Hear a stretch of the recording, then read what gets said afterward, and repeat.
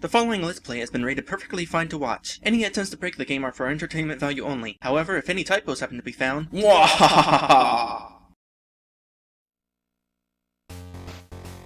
Hello everyone! Welcome back to the Flea Market Games Marathon.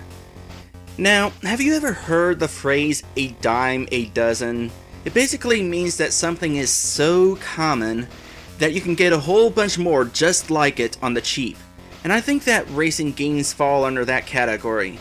I mean, yeah, you had a few standout titles. Why did I not say old racing games? I meant to say old racing games. That's like the third time I've meant to say old racing games and I forgot to say it. I rehearsed this several times and... oh wait, we're still recording. But anyway, racing games tend to not be very unique, especially old ones. Gosh dang it. But my point is, for this marathon of mine, I've been playing some rather unique games. For example, actually I'm just going to name them both. Mousetrap Hotel and Bubble Ghost. Bubble Ghost, you played as a ghost who was blowing a bubble through a castle, and Mousetrap Hotel is a platformer that I can best describe as taking a peanut butter and jelly sandwich and topping it with anchovies. Now, since I've been doing unique games for this Flea Market Game Marathon, there's gotta be something special about this one. I mean, it can't just be cheap. It's gotta be something unique about it. Well, there is something unique about it. You see, this is a port of an arcade game. And you're probably wondering, how does that make this special? Well, you see, again, this is a port of an arcade game that was one of the first 3D racing games. Yes, we are playing a 3D racing game on the Game Boy. Now, fair warning, the Game Boy was not meant to be a 3D platforming gaming machine. So the frame rate is going to be, well, it's going to be crap. With that said, let us start. And by start, I mean I can just hold the gas button at any time or press start. Generally, I just hold the gas button because everything's going to start as soon as I hold the gas button. There's no countdown or anything. So I'm going to count down. 3, 2, 1, go. Alright, I'm going to get to 4,000 RPMs and then I'm just going to go straight to 4th gear because...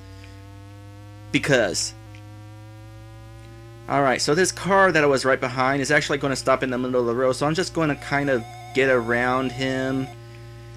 So, like I said, this is a port of an arcade game, and in the arcade game you actually had traffic that you had to deal with while you were racing, so I guess that's why we have parked cars. Apparently they couldn't quite actually get traffic going on with this game. So, let off the gas here, because... okay, I didn't let off the gas soon enough. I was really hoping that I wouldn't have to actually show off what happens if you take one of these little hills too fast. Yeah. If you go over those too fast, your car goes flying and crashes into the pavement below. You can crash in this game.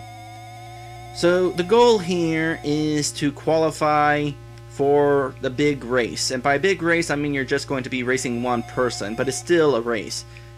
And as you can see, I'm probably going to... actually, no, you can't see. I can see because I know that the finish line is right there. And I qualified. Despite my failure to, such and stuff deal, I crashed, I still managed to get under the qualifying time. So now I can just keep going and not crash into parked cars. And just try to get as high a score as possible just for the sake of getting a high score. Now, that parked car wasn't there on the first lap. Basically what they're doing here is I'm failing. I am failing because I am let's playing and not actually just focusing on the game, I'm focusing on talking. That's what happens when you let's play. You don't do near as good as when you're not let's playing. But each lap they just swap the cars around. In fact, there's this, I don't know if you saw it, but there was a car on the left side and in the middle of the field. So they don't exactly have the best algorithm or what have you for placing cars on the road. Also, this building that I just passed, you really don't want to get off the road there. Even if you're even like halfway off the road, that building is so close to the road you'll still crash into it. So yeah. Let off the gas. wait until I'm like coasting off the other side, and now we got the first arrangements of cars. So let me tell you about, I'm like rolling along here, I'm going straight into one topic of it into another without a moment to pause and let you know that, hey, we're going into a different topic. Hey, we're going into a different topic. Let me tell you about the arcade game. Actually, I can't really tell you much about it, but I can tell you that this is not the only port. It was ported to various home consoles, including the Super Nintendo and the Sega Genesis, also known as the Sega Mega Drive for those of you living in Europe. Why did they give it two different names? It's kind of annoying that I had to clarify what the Sega Genesis is. But yeah, it was ported to those two systems as well as others. The reason I point those two systems in particular is because of their level of quality. The Super Nintendo version, well, it sucks. If you're going to play any version, don't play that version. If you're going to play any version, I might recommend the Sega Genesis version. I don't actually own the oh, goodness me. Normally I'm good at avoiding that thing. But if you're going to play any version, play the Sega Genesis version because of all the earlier home console releases, I'm sucking. The Sega Genesis handles this game the best. Plus, it has a rather unique feature to it. It actually has a track editor. That's pretty cool. Alright, I'm about to run out of time here, so game over. And by game over, I mean that the race is over, and now we're going to be challenging our opponents since we qualified. We are only, well, there's the rules. No crashing, don't get off-road for more than 10 seconds, and I don't quite know what the third rule was because I was still reading and it automatically progressed the text. And for some reason, my lap counter is already starting at 62 milliseconds. Not that that's really going to affect anything. So here we go. Actually, no, here we don't go. I'm going to point out, you can't really see it that well, but under the S there is a sign that points out that this track actually has two different courses, two different paths. The first path is right over this hill, as you're about to see. And my opponent is actually going to be taking the alternate path. We'll actually be able to see him crossing over it here in a moment. There he goes. Did you see him? There he goes. He was sort of behind the building. Clipping issues is old 3D. So there's no other cars on the road besides him. And despite the fact that he took an alternate path, as long as I get to the finish line before him, it's still going to count as a victory for me. It's actually a pretty easy victory. I think his time is somewhere over a minute 40. It's kind of confusing since I have like, hold on, let me stop for a moment. Okay. It's kind of confusing considering it still gives a qualifier time, but the qualifier time is irrelevant. We just need to get to the finish line before the other guy, and we are going to do that really easy. Look, I'm even going to beat the qualifying time despite the fact that I took a moment to stop. But anyway, you only get one lap to beat the guy. Game over! In other words, the race is over and you win. Hooray! This thing is going so fast. We already got one track done. Wait, no we don't. I actually have to show you guys the alternate track. But basically, yeah, you're supposed to race through the course and try to get the qualifying time, and while you're at it, also get a high score. And after which, you race, oops, no, where's the back? I am not misspelling my, no! Gosh, dang it. And we reach the credits, the end. You were supposed to move right one space, not two. So apparently now I'm Dragom. I'm totally going to change the opening thing about the disclaimer and wahaha to say, let's play with Dragom. Alright, so let's go ahead and first off we're going to choose a different car. I didn't really talk about the cars yet. I'm going to tell you right now. There's really no difference between them. I mean, obviously this one is automatic and the rest are in manual. But aside from that, there's no difference in top speed and there's no difference in handling. It's just The only difference is your dashboard, which I will demonstrate by choosing this card this time. We're going to go back to the stunt course, and we're going to go ahead and take the alternate route. It's going to be really interesting. Once again, wait until I'm reaching 4,000 RPMs and get to 4th. Alright, now let's crash. Didn't mean to crash. Need to start this turning early. Handling in this game is kind of rough, and I started shifting gears too early. I tend to do that sometimes. Okay, seriously? This is not going well. Alright, so here come... Okay, really? This is not good demonstrating skills. In fact, it's not even skills at all. It's the game being stupid. My recommendation to you, don't shift while going downhill. Oh hey, look at that. We're going on loop-de-loop.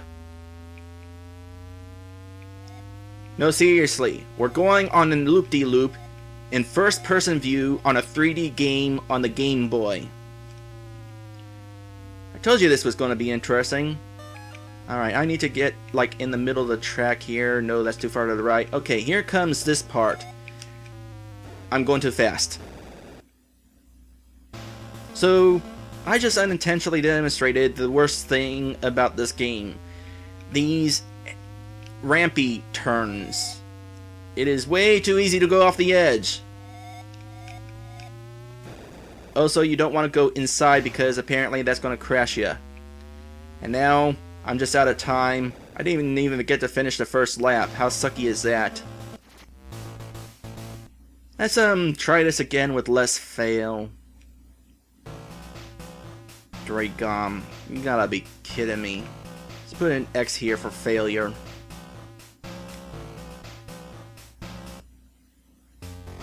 I'm gonna tell you right now, I actually practiced this game a lot.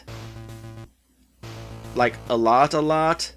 I was playing it yesterday, I think I was playing it the day before, and I already played it some this morning, and I was doing actually pretty good. As soon as you start let's playing, though, your skill level kind of gets cut in half. Oh, turn now, let off the gas. Alright, let off the gas again. Now we're getting somewhere. So, obviously I was talking about something before I started failing over and over again. And I can't remember what it was, so I'm just going to talk about something completely different. No, I do not own the Super Nintendo or Sega Genesis version of this game. So no, I will not be let's playing them. Hit the brakes, kind of go through here easy. Even though this is pretty much the same track, it actually takes longer to go through this portion of the track, what it's called the stunt track. Random car off the side of the road. And here's where we converge back onto the main track. But it takes longer to actually get through that. Yeah, see? I actually got through it without crashing this time, and I still didn't make qualifying time. Had I taken the regular course, I would have been like a minute 14 or something like that if I avoided crashing. Well, I'll be able to make the qualifying time this time, I'm pretty sure, because I'm already going fast right from the starting line. Or something like that. Ooh. Okay, that was a little too close. See?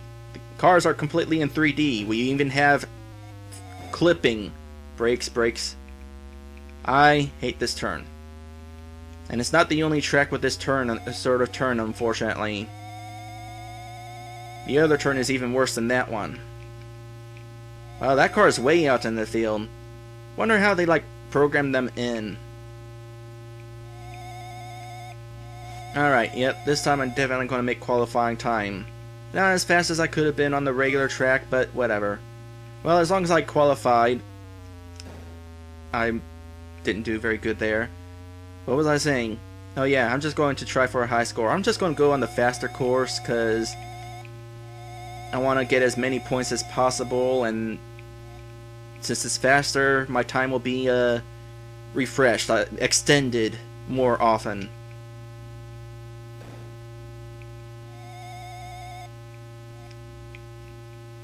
Kind of interesting how they did this 3D. You have the dashboard and the score up there in grayscale, but in the screen itself, the gameplay area, why am I explaining it? You can see for yourself, it's all black and white. It's like they actually used pixelated textures instead of color textures. Kinda weird. You think we would have like white for the grass and then light gray for like the side of buildings, dark gray or something. I don't know, something like what I'm trying to explain, and yay, I actually avoided that car this time.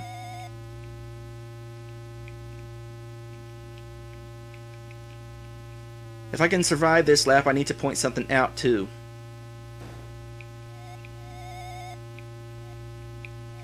I don't think I'm going to survive this lap though.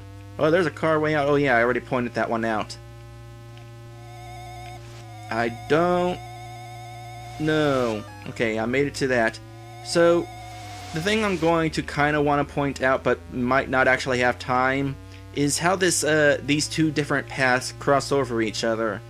Now, obviously the first crossover is pretty obvious. The second one, not so much. Unless that's it? No, that's not it. Basically, at some point you go like through the loop. Wait, what? Drivin challenged you? Yeah, I forgot to mention that. I'm not even going to talk about the thing I was talking about before. This is more important. I am racing my ghost. Seriously. This game is not only 3D on the Game Boy, but it actually saves your ghost. In fact, I'm just going to follow, kind of drag behind, and we're just going to kind of follow myself. Just to show that, yes, that is actually me and not just some random car that is named after me. Now, I will say that the ghost is not permanent. This game does not actually have save data at all. As soon as you turn off the game, all of your progress is lost, including your ghosts. And it could only record one ghost at a time, so as soon as you create another one, regardless of whether it's in the same course or not, I am not going to be able to prove my point because I just zoomed out away from the course. Unless there I am. Yeah, there I am. See? I'm just stopped there. You remember how I just stopped there? There was a point to me stopping there, to demonstrate that I stopped there. That is in fact my ghost and not just some random car named after me. That's pretty cool. And we're actually going to beat me since I took the time to just sit there and wait for me. I was so foolish.